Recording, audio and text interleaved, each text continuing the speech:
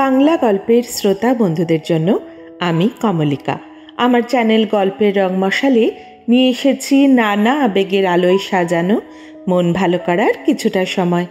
আজকের গল্প জয়ব্রত ব্যানার্জির লেখা ধর্মসংকট। জয়ব্রত ব্যানার্জি পেশায় একজন কেমিক্যাল ইঞ্জিনিয়ার, কিন্তু তার শখ গল্প কবিতা লেখার সঙ্গে সঙ্গে আবৃত্তিও। তিনি যে শুধু কলমের জোরেই পাঠকের মনে জায়গা করেছেন তা নয়, সাথে ইম্যাচিওর বলে একটি মিম পেজও আছে তার। তাহলে শুরু করা যাক আজকের গল্প। আজকের গল্প ধর্মসংকট।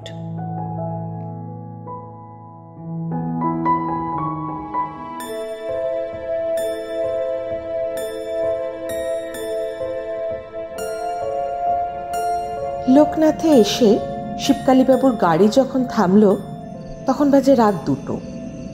লোকনাথের মতো জায়গায় আমি যে সময়ের কথা বলছি সে সময় রাত 2টোর সময় থাকার জায়গা বা খাবারের সন্ধান করে ওঠা অত্যন্ত মুশকিল ব্যাপার ছিল। তা ধরে নেওয়া যাক আজ থেকে প্রায় বছর 20 আগের কথা। তারকেশ্বর যেতে একটু আগে পড়ে এই গ্রামটি। একেবারে অজপাড়াগাঁয়ে এলাকা বলতে যা বোঝায় সেরকম। একে শীত, তাই রাত 2টো। চারিদিকে মিশকালো অন্ধকার জমাট বেঁধে যেন ক্রমশ সব দিক থেকে ঘিরে ধরেছে। ঝোপঝাড় কিছু আছে বোঝা যায় তীব্র ঝিঝির ডাকে। শীতকালেও যে এত ঝিঝির ডাক শোনা যেতে পারে তা ভাবতে পারেননি শিবকালীবাবু। চারিদিক কি শুধু জলায় ভর্তি নাকি রে বাবা? কোথায় আবার শুনেছেন যেন জলা জমিতে শীতকালেও সাপ থাকে। তারা নাকি পুরোপুরি শীত ঘুমে যায় না, তবে বিস্তর নিস্তেজ হয়ে পড়লেও কিন্তু খাওয়া দাওয়ার খোঁজ অব্যাহত থাকে। সেই খাবারের খোঁজেও যদি 2-1 পিস চন্দ্রবোড়া বেরোয় তাহলেই চিত্তির। তবে মধ্যরাতের ঠান্ডা কি তাদের বেরোনোকে বরদাস্ত করবে? সব অলিক আকাশ পাতাল যখন শিবকালীবাবু ভাবছেন, ঠিক তখনই দূরে ক্ষীণ আলোর নিশানা দেখে একটু লোকালয়ের আন্দাজ পেলেও পরে বোধগম্য হলো আদতে তা লোকনাথ রেল স্টেশন। সেখানে এই সময় জনমানব আশা করাই বালকিল্লতা। স্টেশনে এখনো গ্যাসের আলো। এ কোন যুগে এসে পড়েছেন তিনি? যাই হোক, আলো যে আছে এই রক্ষে। টিমটিম করে জ্বলা সেই গ্যাসের বাতির নিচে ঘন কুয়াশা জমাট বেঁধে পরিবেশটা যেন আরো গা ছমছমে রোমাঞ্চকর করে তুলেছে। শিবকালীবাবু এমনিতেই ভূতের ভয়টাই বিশেষ পান না, তবে এই শীতের গভীর রাতে এমন গ্রাম্য পরিবেশের ঠান্ডাতেও তিনি অনুভব করলেন তার কপালে বিন্দু বিন্দু ঘাম জমা হয়েছে। গায়ে চাপানো গরম কাপড় যেন কিঞ্চিত অস্বস্তিকর লাগছে। তবে সেই ঘাম আর অস্বস্তি ভূতের ভয়ের প্রভাব নাকি ডাকাতি ছিনতাইয়ের ভয়, তা শিবকালীবাবু নিজেও গুলিয়ে ফেলেছেন। শিবকালীবাবু তার ড্রাইভারকে বললেন, দেখলি কত দেরি হয়ে গেল, এই ঘুটঘুটে অন্ধকার রাস্তার মধ্যে কতক্ষণ দাঁড়াবো? ড্রাইভার জবাব দিল, কি করব বলেন দেখি, মাঝ রাস্তাতে স্পেয়ার পার্টস পেতাম কোথায়? দুম করে চাকাটা পাংচার হবে কি করে জানবো? স্টেপনিটাও তো কাজ করছিল না, দেখলেন? জেনে রাখাটা দরকার ছিল, গাড়িতে স্পেয়ার পার্টস থাকাটা ম্যান্ডেটরি, সবাই জানে। ভুলে গেছিলাম স্যার, আসলে 2 নম্বর গাড়িটার জন্য বের করেছিলাম তো আর তুলতে ভুলে গেছি। শিবকালীবাবু বিরক্তি সুরে বললেন, উদ্ধার করেছ? তারপর নিজেকে খানিক সামলে শান্ত করে বললেন, ছেলে পরশু বেরিয়ে যাবে আর কালকের দিনটা মাত্র হাতে আছে। আজকে রাতের কি বন্দোবস্ত করা যায় ভাব, নয়তো এত রাতে কোথায় চোর ডাকাত আছে জান নিয়ে কাল সকাল দেখতে পারলে হয়। দেখছি স্যার, দেখছি, এদিক ওদিক খোঁজ নিয়ে। আপনি একটু বসুন, কিছু একটা ব্যবস্থা করবই। ড্রাইভার পত্রপাঠ টর্চ নিয়ে চলে গেল। শিবকালীবাবু গাড়ির হেডলাইট নিভিয়ে দিলেন ডাকাতের ছিনতাইয়ের ভয়। আর তাতেই বাঁধল আরো মুশকিল। অন্ধকারটা যেন বুকের ওপর আরো বেশি করে চেপে বসল। বেশিক্ষণ ভেতরে আটকে থাকতে পারলেন না। এমনিতেই তার একটু সহজেই অস্থির লাগে। দরজা খুলে বাইরে বেরিয়ে এলেন। কনকনে ঠান্ডায় দাঁতে দাঁত লেগে যাওয়ার জোগাড়। একটা সিগারেট ধরালেন কাঁপা কাঁপা হাতে। সে কাঁপুনি শীতেরও হতে পারে, আবার ভয়েরও। শিবকালীবাবু এসেছেন মেয়ের বিয়ের সম্বন্ধের ব্যাপারে কথা এগোতে ছেলের বাড়ি। ছেলে বেশ সম্ভ্রান্ত ঘরের আর নিজেও ইঞ্জিনিয়ার। বড় মাল্টিন্যাশনাল ফার্মের প্রোডাকশন হেড ডেজিগনেশনে কর্মরত। কোম্পানিটি মূলত অয়েল রিফাইনারি, মুন্দ্রাতে পোস্টেড। মাস মাইনে বেশ ভালোই। কলকাতাতেও ফ্ল্যাট আছে, তবে সে ফ্ল্যাট ফাঁকাই আছে আপাতত। এবছর ফিনান্সিয়াল ইয়ার এন্ডিং এর পর তার একটা প্রমোশনের কথা চলছে। সেই প্রমোশনের পর কোম্পানি তাকে কলকাতার এইচওতে পাঠিয়ে দেবে। তখন সে তার স্ত্রীকে নিয়ে সেই ফ্ল্যাটে থাকার সিদ্ধান্ত নিয়েছে।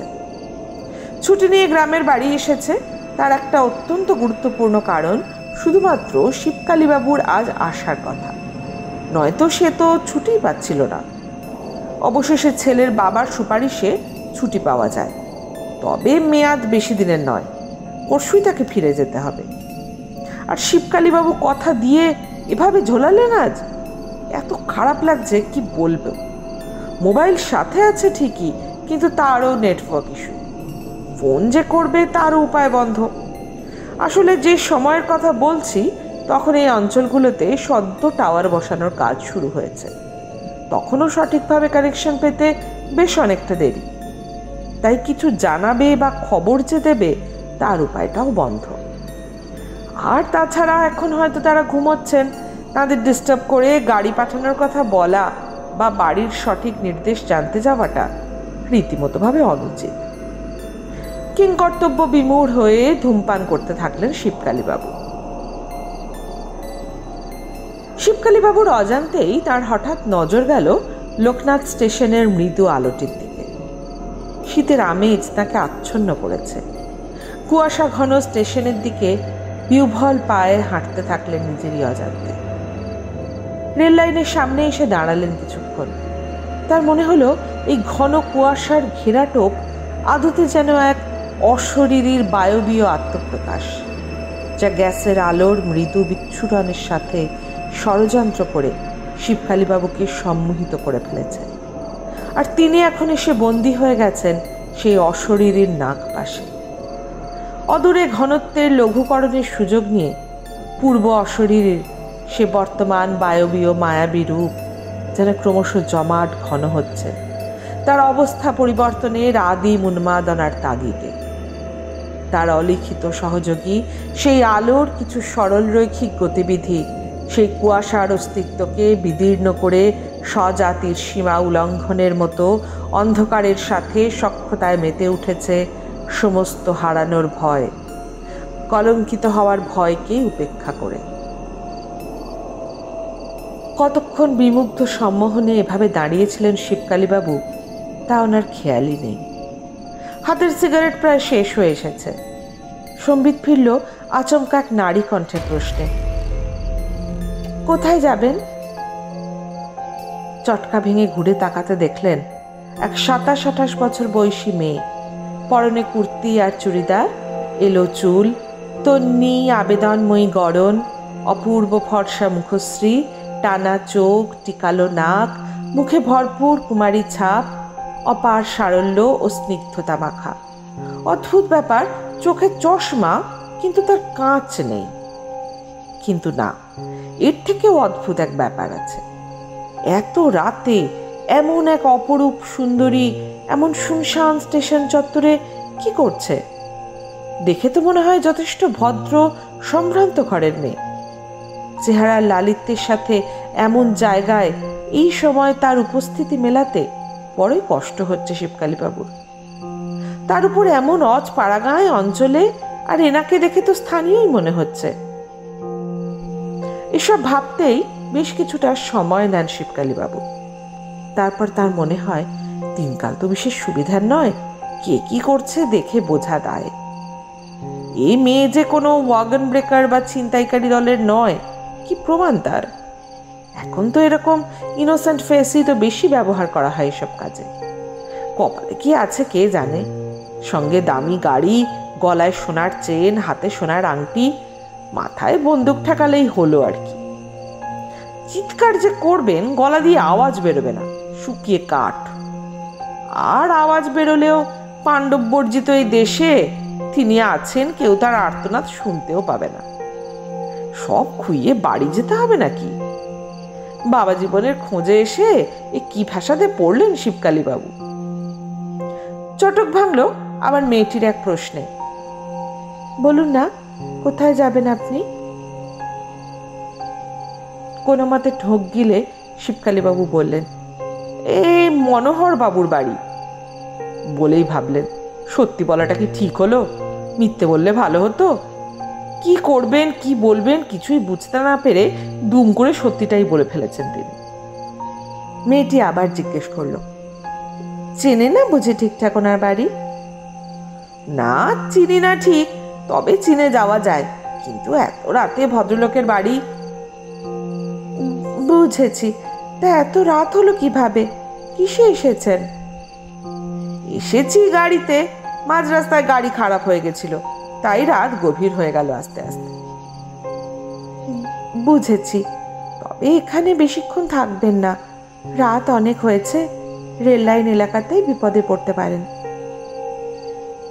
মেয়েটির গলার স্বরে এক অপার সারল্য আছে, যাতে তাকে ভরসা করা যায় বলেই মনে হলো শিবকালী বাবুর। তাই গলার ম্যাজিকেই হোক বা পরিস্থিতির তাগিদেই হোক, শিবকালী বাবু বাধ্য হলেন মেয়েটিকে ভরসা করতে। তার মনে হলো রাত বিরেতে এমন জায়গায় একা থাকার চেয়ে এই অচেনা বন্ধু বা শত্রু অনেক নিরাপদ। শিবকালী বাবু বললেন, কোথায় যাওয়া যায় বলতে পারেন? মানে রাতটা কোনোভাবে কাটাতে পারলেই হলো আর কি। চিন্তা করবেন না, আপনাকে ঠিক নিরাপদ জায়গাতেই নিয়ে যাচ্ছি আমি। এখানে চেনা জানা একটা রেস্টরুম আছে, সেখানেই আজকের বাকি রাতটা আপাতত কাটিয়ে কাল আপনি আপনার গন্তব্যে চলে যাবেন। রেস্টরুম কত দূরে? ওখানে আবার কোনো সমস্যা হবে না তো? না না, রেস্টরুম তো কাটানোর জন্যই, ওখানে উপযুক্ত সব বন্দোবস্তই হয়ে যাবে। আচ্ছা, একটু অপেক্ষা করুন, আমার ড্রাইভার আসছে, ওকে সঙ্গে নিয়েই যাব তাহলে। বেশ তাই, তবে এত রাত বিরেতে চলেন গাড়ির ভিতর গিয়ে বসি, বাইরেটা নিরাপদ নয়। শিবকালী বাবু মনে মনে ভাবলেন, সাহস আছে বটে মেয়ের, এত রাতে এক মধ্যবয়স্ক পুরুষের সাথে গাড়ির ভেতরে বসার প্রস্তাব দিচ্ছে। শিবকালী বাবু যেন কিছুই মিলিয়ে উঠতে পারছেন না। মেয়েটির হাব ভাব চাল চলনে যথেষ্ট আভিজাত্য ও সম্ভ্রান্ত ঘরের ছাপ, অথচ এত রাতে এরকম জায়গায় এত সাহসিকতার সাথে কথা বলছে। গ্রামের এক সাধারণ মেয়ের পক্ষে এ কিভাবে সম্ভব? যাই হোক, বিউভালের মতো এসব ভাবতে ভাবতে গাড়ির দরজা খুলে মেয়েটির সাথে শিবকালী বাবু বসলেন গাড়ির ভেতর। তার ষষ্ঠ ইন্দ্রিয় যেন বলল, এবার ড্রাইভারের আসার সময় হয়েছে। তার সুবিধার্থে তিনি গাড়ির হেডলাইট দুটো জ্বালালেন। সেই হঠাৎ আলোর ঝালর কিছুটা উইন্ডস্ক্রিন দিয়ে প্রতিসৃত হয়ে গাড়ির ভিতরে এসেছে। শিবকালী বাবু সামনের সিটে, মেয়েটি বসে আছে পিছনের সিটে। তিনি আবছা আলোতে হঠাৎই লুকিং গ্লাসে এক ঝলক দেখতেই তার বুকটা ছাঁত করে উঠল। মেয়েটির প্রতিচ্ছবি লুকিং গ্লাসে, আর তার চোখের দিকে শিবকালী বাবুর দৃষ্টি সবার আগে আকর্ষিত হলো, কারণ সেই চোখ দুটো অসম্ভব টকটকে লাল, যেন জবা ফুলের মতো রাঙা, আর তার ঠিকরে বেরিয়ে আসতে চাইছে যেন চশমার কাঁচবিহীন কোটর দুটোর ভেতর দিয়ে। কোনো মানবীর এমন ভয়ানক চোখ অসম্ভব। শিবকালী বাবু চমকে ঘুরে তাকালেন মেয়েটির দিকে। কই না তো, যেমন স্বাভাবিক চোখ হয় তেমনই তো চোখ, অস্বাভাবিক কিছু তো নয়। তবে কি মনের ভুল? তাই হবে বোধহয়, একটু বেশি ভেবে ফেলেছেন বোধহয় তিনি। হয়তো অবচেতনে কোনো অতিপ্রাকৃত আশঙ্কা উঁকি দিচ্ছে, এ তারই পরিণাম। মেয়েটি স্মিত হেসে বলল, কিছু বলবেন? শিবকালী বাবু ধীরে ধীরে মাথা নেড়ে জানালেন, না।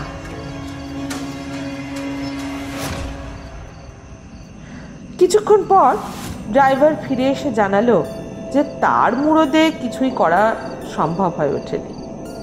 শেষ পর্যন্ত সিদ্ধান্ত হলো ওই অচেনা মেয়েটি তাদের পথ নির্দেশকের কাজ করে তাদের নিয়ে ওই রেস্টরুমের উদ্দেশ্যে যাবে, যা থাকে কপালে। গাড়ি স্টার্ট দেওয়া হলো। মেয়েটির নির্দেশ অনুসারে 15 মিনিটের মধ্যে রেস্টরুমের সামনে এসে গাড়ি থামলো। এত কাছাকাছির মধ্যে যে রেস্টরুম থাকতে পারে তা এতক্ষণ অবধি শিবকালীবাবুর কল্পনার অতীত ছিল।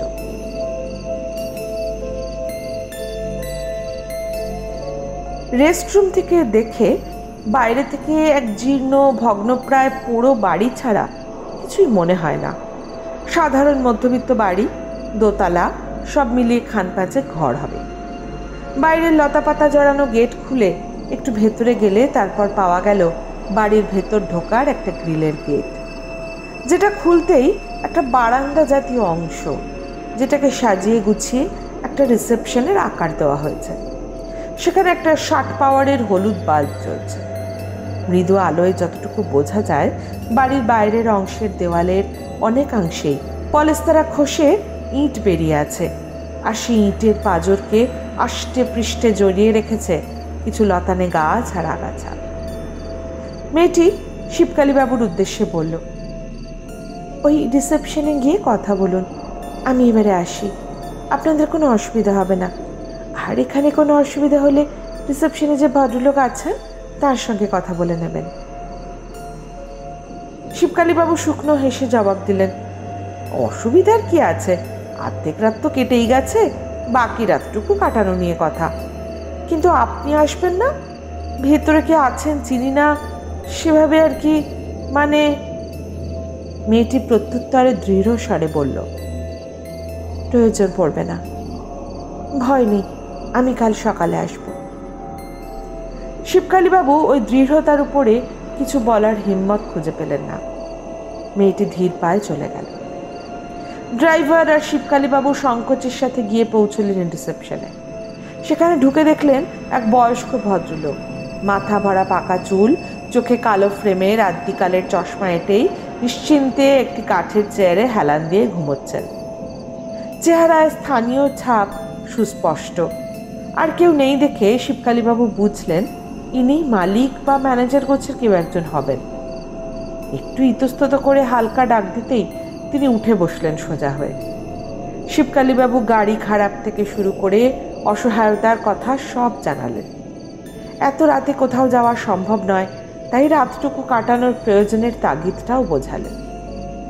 জানা গেল এই রেস্টরুমের তিনি অল ইন অল, মালিক কাম ম্যানেজার। এক চাকর আছে বটে, কিন্তু সে এত রাতে থাকে না। তিনি জানতে চাইলেন তার রেস্টরুমের খবর এত রাতে কে তাকে দিল। উত্তরে শিবকালীবাবু মেয়েটির আকস্মিক আগমন থেকে সমস্ত ঘটনা বিবৃত করলেন। এমনকি তার মনের সংশয়গুলোও প্রকাশিত হলো তার কথার মধ্যে দিয়ে। ভদ্রলোক সব শুনে যথেষ্ট গম্ভীর হয়ে গেলেন। কিছুক্ষণ চুপ করে থেকে তার আফসোসের ভঙ্গি করে দীর্ঘশ্বাস ছেড়ে বললেন, চলেন, আপনাদের নিচের ঘরে বন্দোবস্ত করে দিই। তার গলার স্বরে প্রত্যাশিত পাড়াগের টান। শিবকালীবাবু খটকা থেকে জিজ্ঞেস করে বসলেন, ব্যাপার কি বলুন তো? ছাড়েন, কোনো ভয় নেই আপনাদের, কোনো ক্ষতি হবে না। কোনো ক্ষতি হবে না বলতে? ক্ষতি হওয়ার মতো কিছু আছে নাকি? না না, নাই, সেই জন্যই তো কইছি, ভয় নাই। কি ব্যাপার বলুন তো? সবটাই কেমন যেন ধোঁয়াশা। কিছু নয়, অনেক দূর থেকে আইছেন, ধকল গেছে অনেক। যান, ঘুমায় যান, এসব ভাবেন না দেখি। মৃদু হাসেন ভদ্রলোক। কথা বাড়িয়ে আর লাভ নেই দেখে মনে এক রাশ দ্বন্দ্ব আর ড্রাইভারকে সাথে নিয়ে শিবকালীবাবু চুপচাপ চললেন ঘরের উদ্দেশ্যে বিশ্রাম নিতে। ম্যানেজার যে ঘরটি খুলে দিলেন সেটা একটা সাধারণ ঘর। চকলা ওঠা দেওয়ালের গায়ে রঙের প্রলেপ দেওয়া স্পষ্ট বোঝা যায়। দুটো জানলা, পর্দাগুলো নতুন, কিন্তু জানলার পাল্লাতে ধুলো। ঘরে দুটো ছোট তক্তপোষ, তার উপর তোষক পেতে টান টান বিছানার চাদর পাতা, দুটো ছোট্ট মাথার বালিশ, সিমেন্টের মেঝে। দেখে একবারও রেস্টরুমের ঘর মনে হয় না, যেন কোনো গৃহস্থের ঘর। ম্যানেজার বললেন, নিন, শুয়ে পড়েন, পায়ের বালিশের বাতিক থাকলে কইবেন, ব্যবস্থা করে দেব। শিবকালীবাবু শুনে নিশ্চিন্ত হলেন, পাওয়া গেলে খুব ভালো হয়। সঙ্গে খাবার যা ছিল খেয়ে নিয়ে শিবকালীবাবু ও ড্রাইভার শুয়ে পড়লেন। শিবকালীবাবুর এক রাশ চিন্তার ভিড় মাথায়, এক রাশ প্রশ্ন, কিন্তু সারাদিনের ধকলের পর পাশবালিশ জড়িয়ে শুতেই সমস্ত প্রশ্ন সহজেই উপেক্ষা করে ঘুমিয়ে যেতে পারলেন তিনি। সকালে ঘুম ভাঙে ড্রাইভারের ডাকে।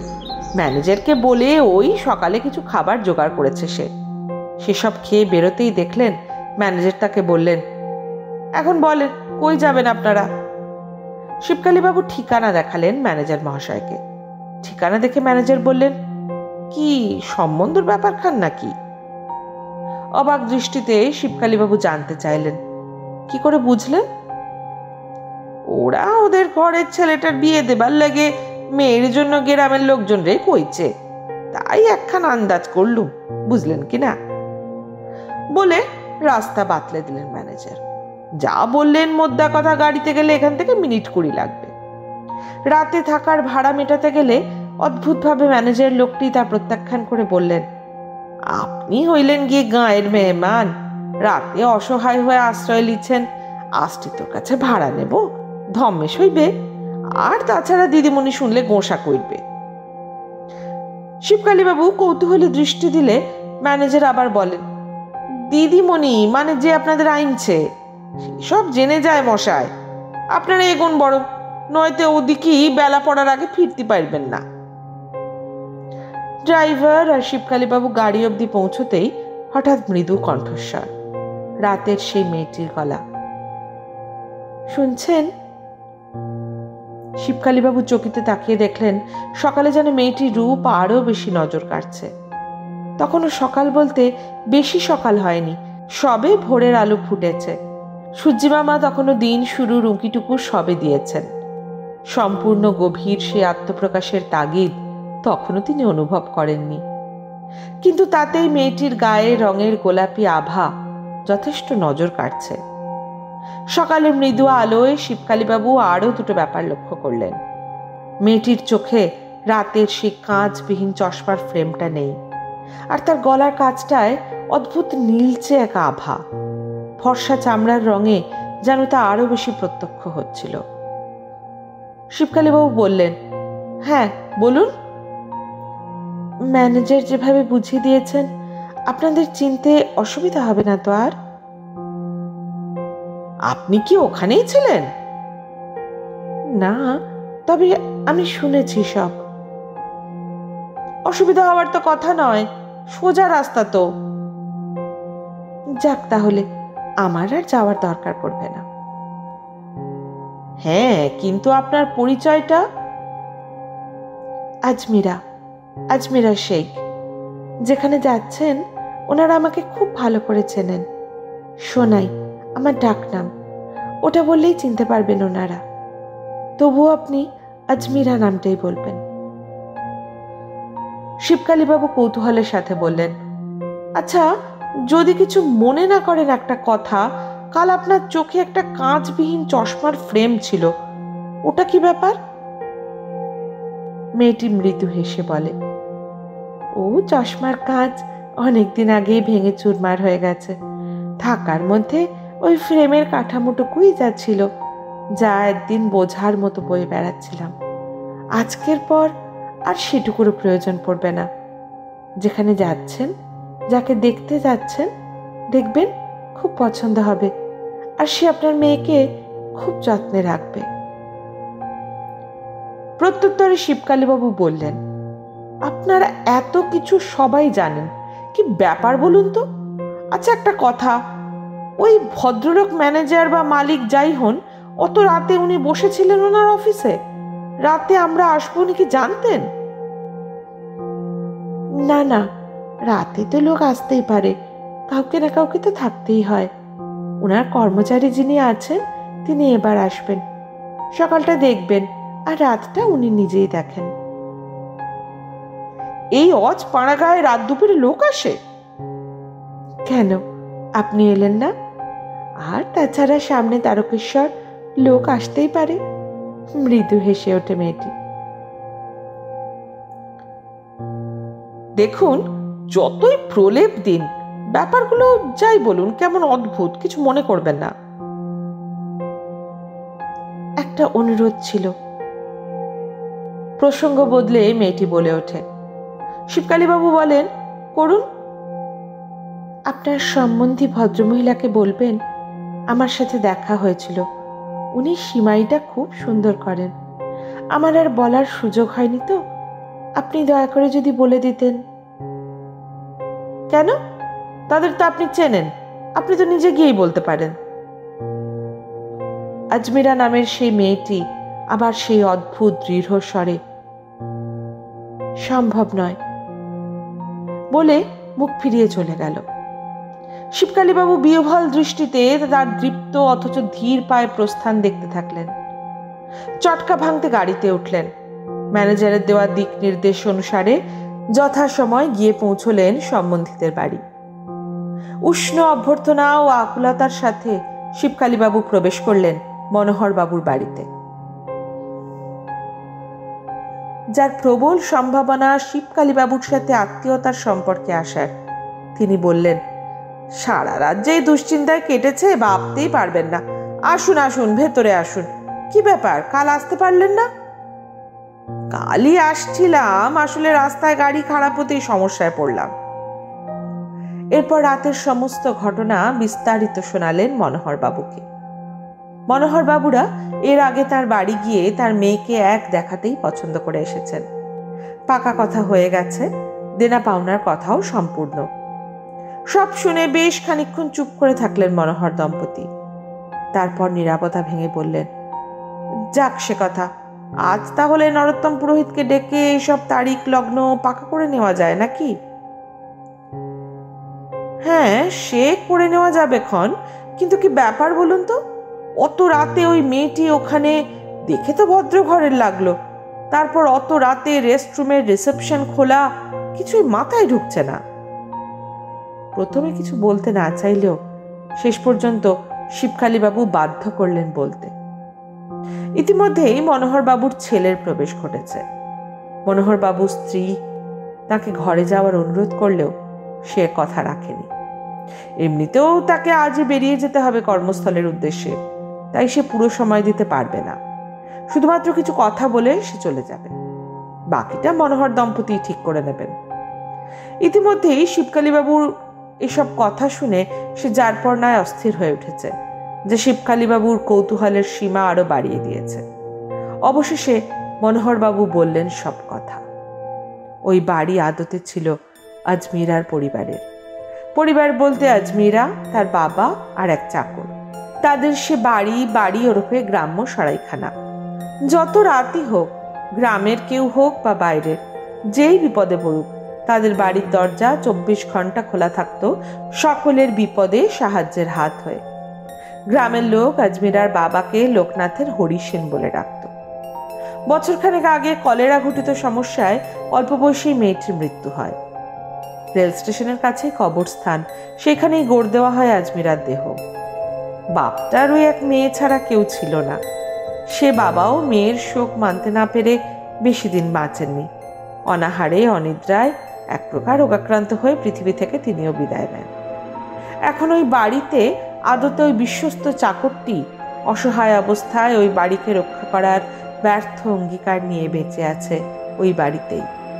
আসলে এক পুরো বাড়িরই আকার নিত, যদি না চাকরটি নিজের শেষ কপরদাগ দিয়েও বাড়িটির যৎসামান্য রক্ষণাবেক্ষণ পরিচর্যা না করত।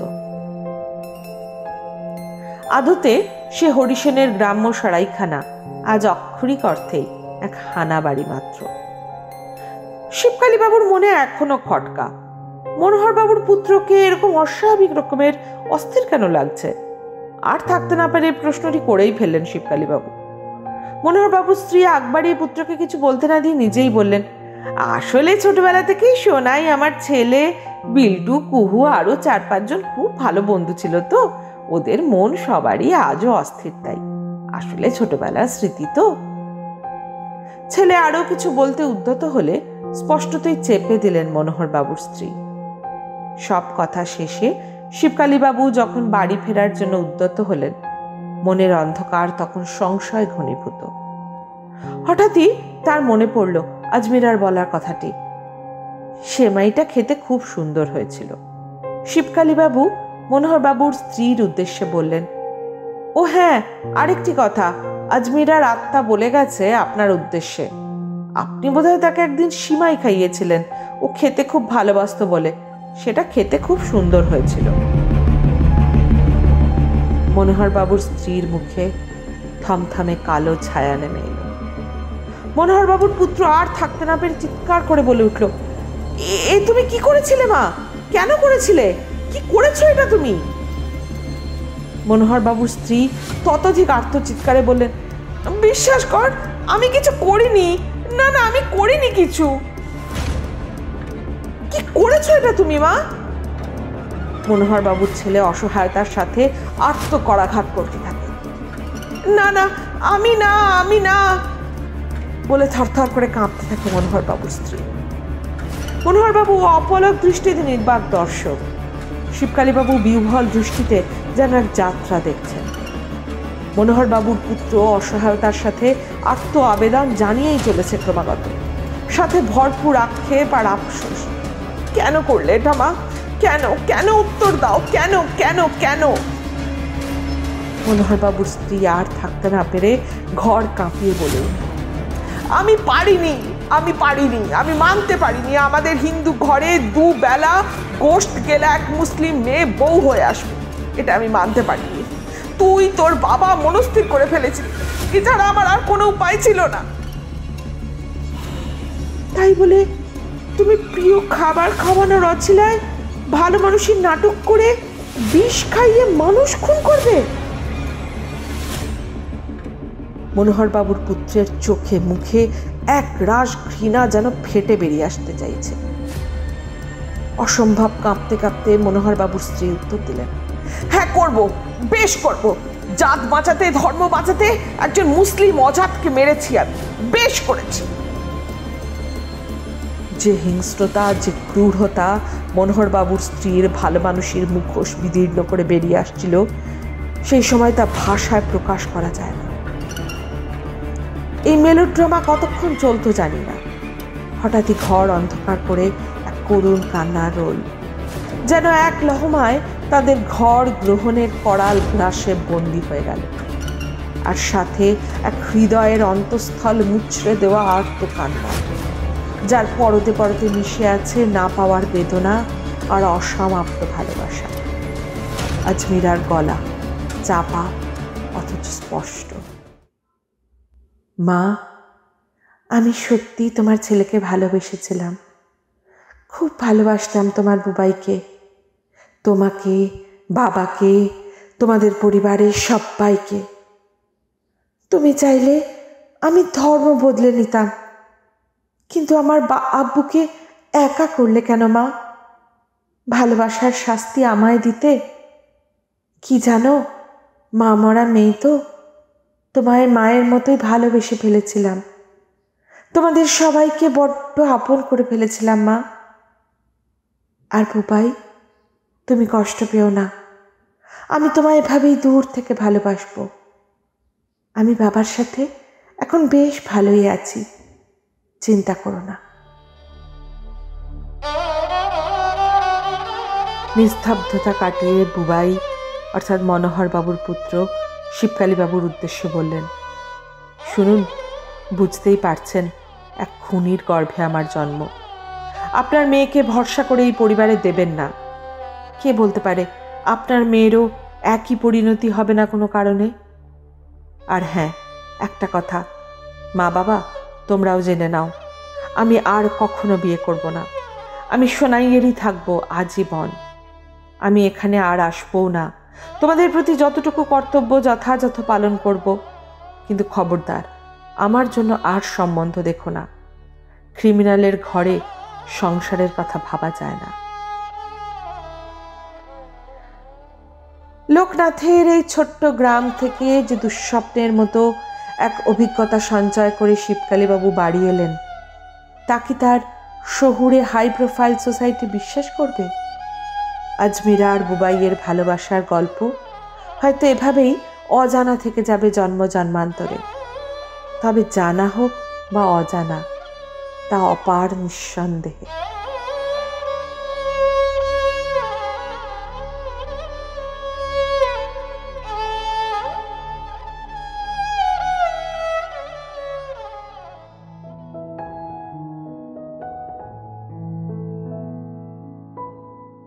আপনারা শুনছিলেন আজকের গল্প ধর্মসংকট। কেমন লাগলো আপনাদের? জানার অপেক্ষায় থাকবো আমি। ভালো লাগলে লাইক করে চ্যানেলটা সাবস্ক্রাইব করে নিতে ভুলবেন না কিন্তু। আর কীরকম গল্প শুনতে চান জানান আমাকে। আমি খুব তাড়াতাড়ি ফিরে আসবো আরেকটা নতুন গল্প নিয়ে। ভালো থাকবেন।